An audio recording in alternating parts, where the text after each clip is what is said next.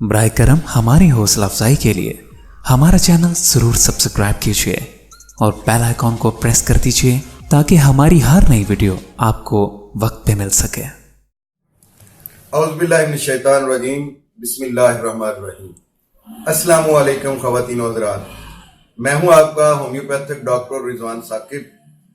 اور آپ سے مخاطب ہوں شمع ہومیوپیتھک کلینک لاہور پاکستان سے۔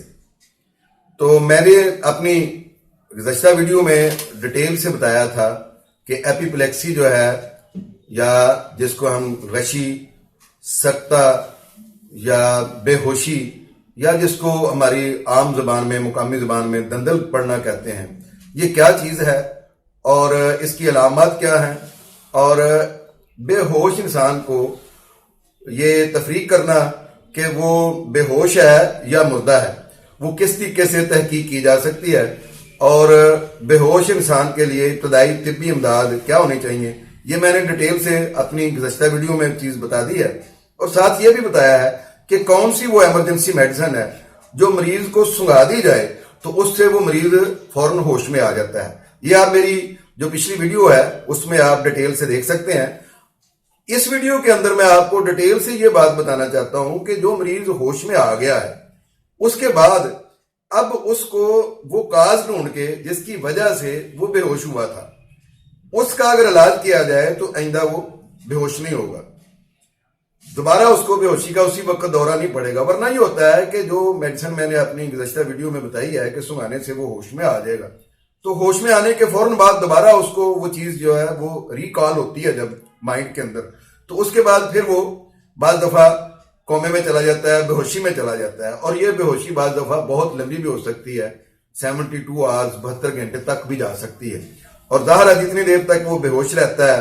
اس وقت تک جو ہے وہ اس کے تمام اعضاء جو ہے وہ کام کرنے میں، وہ چونکہ کارکردگی میں مصروف نہیں ہوتے، اس کی وہ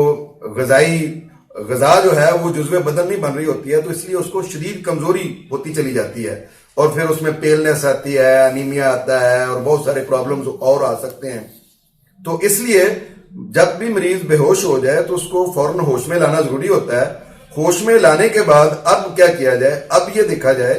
کہ اس کو کون سی دوائی دی جائے جس سے اس کو آئندہ یہ بے ہوشی کا دورہ نہ ہو۔ اس میں سب سے پہلی بات تو یہ ہے کہ ہم کاز تلاش کریں گے، وجہ معلوم کریں گے، سبب معلوم کریں گے کہ اس کو بے ہوشی کیوں ہوئی ہے۔ فرض کیا اگر اچانک کوئی چوٹ لگ گئی ہے، کسی اونچائی سے گر گیا ہے، یا کسی حادثے میں اس کو گرنے سے کوئی چوٹ آ گئی ہے، اس کے بعد بے ہوشی ہوئی ہے، تو اس کی سب سے بہترین میڈیسن جو ہے وہ آرنیکا ہے۔ آپ اس کو آرنیکا دیں، اس کے بعد اس کو گھنٹے کے بعد، آپ آدھے گھنٹے کے بعد، 20 منٹ کے بعد اس کو آرنیکا کی ڈوز دہراتے جائیں، تو اللہ کے فضل سے اس کا وہ کاز جو ہے وہ دور ہو جائے گا، وہ مسئلہ دور ہو جائے گا، اور اس کو بے ہوشی نہیں ہوگی بعد میں۔ اگلی چیز کہ اگر کسی کا حادثے میں بہت زیادہ خون بہہ گیا، خون بہنے سے اس کا پیل ہو گیا جسم، اور اس کے ساتھ اس کو بے ہوش ہو گیا، تو ہوش میں لانے کے بعد آپ اس کو چائنا 30 دیں، ساتھ فیرم فاس 6X میں میڈیسن دیں۔ اس سے یہ ہے کہ اس کی جو رطوبات زندگی ضائع ہو گئی ہیں، رطوبات جسمانی جو ہیں اس کی ضائع ہو گئی ہیں، وہ فوری طور پر جو ہے اس میں انرجی دے گی یہ چیز، اور وہ بحال ہوں گی۔ بے ہوش کسی ایسی وجہ سے ہوا ہے، جیسے کوئی بہت زیادہ اس کو ڈائسنٹری ہوئی ہے، یا بہت زیادہ اس کو کوئی جسم شدید ٹھنڈا ہو گیا ہے اچانک، تو اس کے بعد بے ہوش ہو گیا ہے، تو ہوش میں لانے کے بعد اس کو کاربوویج دیں۔ اس کے علاوہ بے ہوشی کی وجہ سے جو شدید انسان کے اندر کمزوری آ جاتی ہے، تو اس کے لیے آپ اس کو فاسفورس دیں۔ یہ وہ میڈیسن ہے جو دینے سے ہومیوپیتھی کی ایسی زبردست قسم کی یہ میڈیسنز ہیں کہ جن سے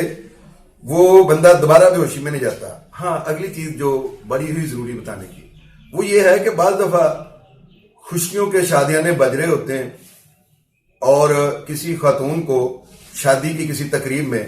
اچانک کوئی اپنے پچھلے فوت شدہ فرد کی یاد آ جاتی ہے کہ کاش آج اس تقریب کے اندر ان خوشیوں میں میرے ساتھ میری ماں بھی ہوتی، یا میری بہن ہوتی، یا میرا بھائی بھی میرے ساتھ ہوتا، یا کوئی جو برادریوں میں یا جو خاندانوں کے اندر کوئی اختلافات ہوتے ہیں جس کی وجہ سے کسی کو منانے کے لیے گئے کہ ہماری خوشی کی تقریب میں آ جاؤ تو وہ نہیں آتا، تو جب اس کو پورے جوبن پر وہ تقریب ہوتی ہے، خوشیوں کی وہ تقریب، تو اچانک اس کو اس کی یاد آتی ہے، تو اسی کے اندر وہ اچانک وہ خاتون بے ہوش ہو جاتی ہے اور بالکل بے سدھ پڑی ہوتی ہے، ایسے لگتا ہے کہ جیسے مردہ ہے۔ اسی طرح ہی اچانک کوئی خبر سننے پر کوئی فوتگی کی، کوئی سی غم کی، تو اسی طرح کا دورہ پڑ جائے، یا بعض دفعہ یہ ہے کہ جنازہ اٹھایا جاتا ہے تو کچھ مرد بھی کچھ خواتین بھی وہ غم سے نڈال ہو کر بے ہوش ہو جاتی ہیں۔ تو اب جو میں نے پچھلی ویڈیو میں آپ کو ایک میڈیسن بتائی ہے وہ آپ سنگانے کے بعد جب وہ ہوش میں آ جائے پیشنٹ، تو اس کے بعد اس کو اگنیشیا 1 ml میں 1 ڈوز دے دیں، اللہ کے فضل سے بعد میں اس کو